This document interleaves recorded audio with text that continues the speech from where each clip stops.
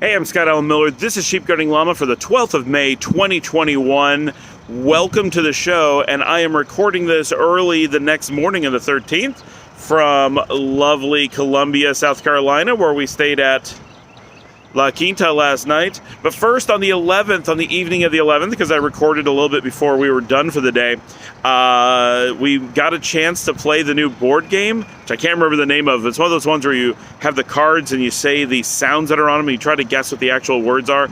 So Dad and the girls and I played that, and we had a lot of fun. They had played it earlier in the day together, but I joined them. Dominica played a little bit too, and the girls just laughed and laughed at that. They thought that was great fun. It was nice getting a chance to play a little bit of a board game together, that kind of thing, because we so rarely get that chance, and the girls really enjoy it. So we did that, and then mostly had an evening at home, ate leftovers, that kind of thing, and got to bed kind of reasonably. I had to stay up late doing some book edits, so that was not fun, but I got them done, so I feel a lot better because they're done, so people aren't waiting on me for the next chapter, so that's good.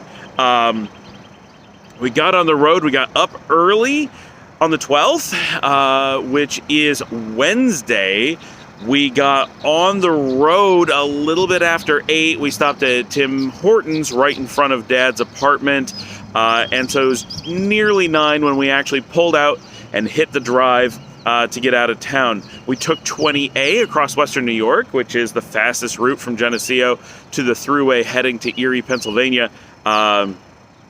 We got the GoPro on. We managed to record all day. We had beautiful weather. Couldn't have asked for better for a drive across the country. We took 79 through Pittsburgh. The only detour of the entire trip that we took, we did go through downtown Pittsburgh, which only adds about 5 minutes.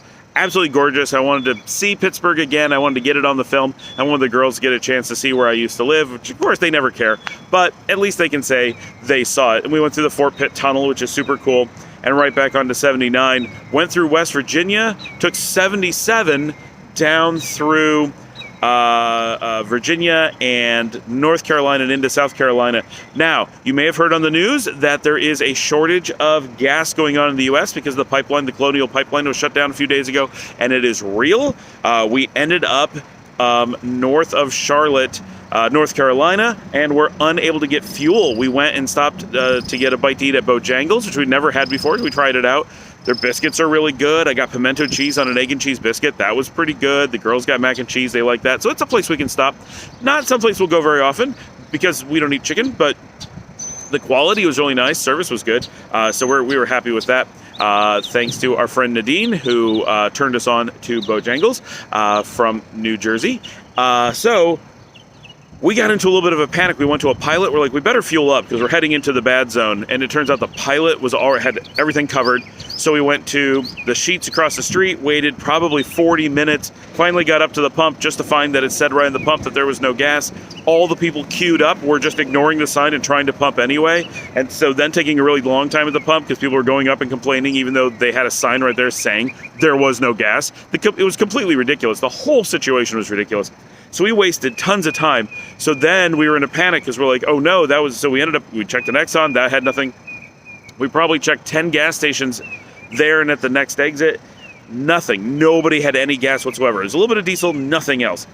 So we decided things were really dire. Dominica started searching online. We found that Davidson, North Carolina, was rumored to have had gas just 15 minutes before. So we raced there. Ended up discovering the most gorgeous little community right off Route 77 on exit 30 in Davidson, North Carolina. The girls just loved it. They loved the lakefront, the marinas, the condos on the lake, the little circles in the downtown area, like all the little shopping areas and stuff. Absolutely gorgeous town. Can't believe how cute it was.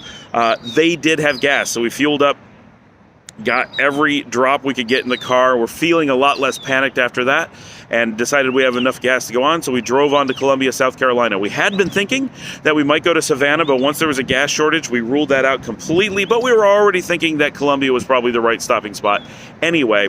So we pushed on to the south side of Columbia, stayed at the La Quinta here because they take dogs, no dog fee, which is nice. Overall, the girls are not super impressed with the hotel, but honestly, they did a good job and the price was good considering we have 2 dogs.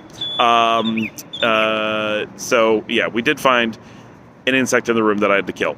But seriously, COVID, these places often don't see guests for a long time. Like, it is what it is.